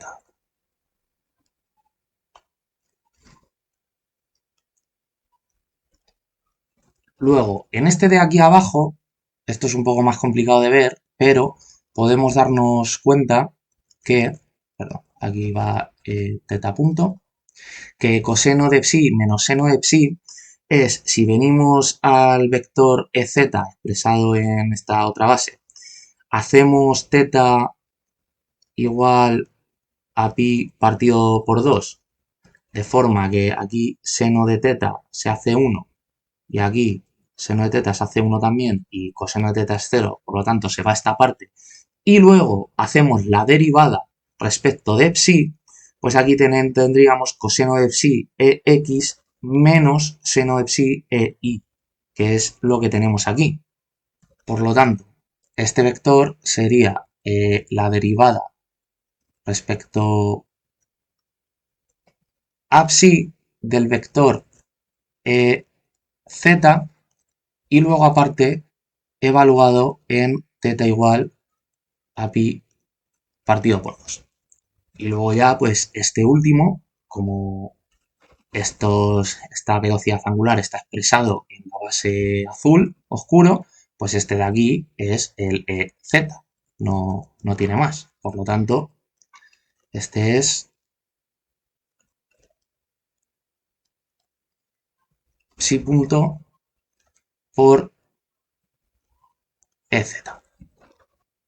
Entonces, a lo que hemos llegado es a que haciendo dos de los ángulos constantes y dejando dependiente del tiempo el que sobra, en los tres casos que tenemos posibilidad de hacer esta combinación, estamos obteniendo el cambio de un único ángulo, como lógico, porque es el único que hemos dejado dependiente del tiempo. La historia es que no aparecen los demás y que además, si sumamos estos tres vectores, obtenemos el vector con estas coordenadas de aquí. Podéis hacer la prueba. Podéis sumar esta componente con esta de aquí, con la primera de estos tres vectores, luego este con la segunda y sumarla, bueno, en este último la primera y la segunda es 0, y veis que en la primera nos va a dar esto, en la segunda nos va a dar esto, y si lo hiciéramos, sumáramos otra vez esto con la tercera coordenada, pues veréis que nos da esto de aquí.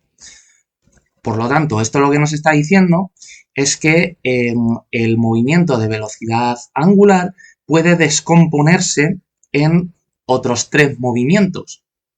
O sea que hay, por decirlo de alguna forma, tres movimientos naturales que componen un movimiento me refiero a velocidad angular, un movimiento de velocidad angular más general que los contiene a todos. Y cada uno de esos tres movimientos son estas tres situaciones de aquí, cuando varía solo un ángulo y los otros dos se quedan constantes. Entonces, es en esta... Lo que pasa que no me va a caber por aquí. Vale, ahora yo creo que ya sí. Entonces, lo que decía es que este primer movimiento, en el que solo varía phi y el resto de ángulos son constantes, es el movimiento correspondiente que os decía antes a la precesión. Este segundo, en el que solo varía teta y phi y psi son constantes, es el movimiento correspondiente a la nutación. Y este último movimiento, en el que solo varía psi y phi y teta son constantes, es el movimiento de giro intrínseco o de spin. De forma que sumados los tres, sumadas las tres velocidades angulares, nos dan la velocidad angular total del sólido rígido expresado en este sistema de coordenadas, que es esta. O sea, en el sistema de coordenadas, que sería el correspondiente a aplicar las tres rotaciones al sistema verde original. Y todo esto puede verse con este dibujo, que es que si el movimiento de precesión en el sistema azul pues se ve como una velocidad angular en torno al vector EZ, pues esto significa que el sistema azul tiene que girar de alguna forma en torno a este eje, con un ángulo phi.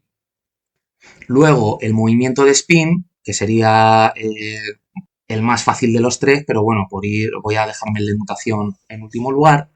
El movimiento de spin, este es el propio giro intrínseco de la partícula, porque su vector velocidad angular apunta en el eje Z, pues esto significa que el sistema azul en su totalidad rota de forma completa el ángulo psi, pero ahora en torno al eje Z azul. Y luego el movimiento de nutación, que fijaos que es un vector contenido en el plano X y mayúscula, porque no tiene componente Z. Y luego aparte es la derivada del vector EZ respecto de psi. Esto quiere decir que mientras el sistema azul va girando el ángulo psi, el vector EZ, el verde, que iría por aquí, va cambiando. Eso quiere decir que el movimiento de nutación es una especie de tintineo, un cierto incremento en el ángulo θ del vector EZ verde. Por lo tanto, será el movimiento de nutación mientras el sistema azul gira sobre su propio eje Z y a la vez el eje Z precesiona en torno al eje Z verde, pues el movimiento de nutación debe ser igual a una especie de tintineo de la circunferencia que marca la precesión, o que esta circunferencia, en vez de ser lisa, sea dentada. Entonces ya tendríamos identificados estos tres tipos de movimientos. Y resulta, que es lo que os comentaba al principio del vídeo, que no sé si esto fue intencionado o fue de casualidad, que los planetas reproducen en sus órbitas alrededor de sus correspondientes estrellas estos tres tipos de movimientos, tanto el de precesión como el de nutación como el de spin. Y bueno, antes de cerrar el vídeo, os pongo la hoja con un software que yo uso para hacer todos estos cálculos, que es esta. El programa se llama Scientific Workplace.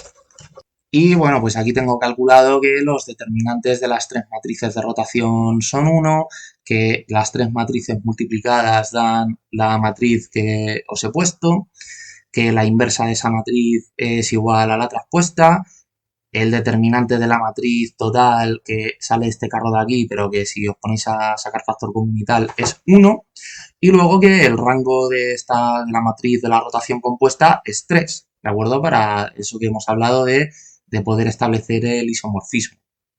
Entonces, ya sí que sí, espero que hayáis entendido este capítulo, que os haya gustado y nos vemos en el siguiente.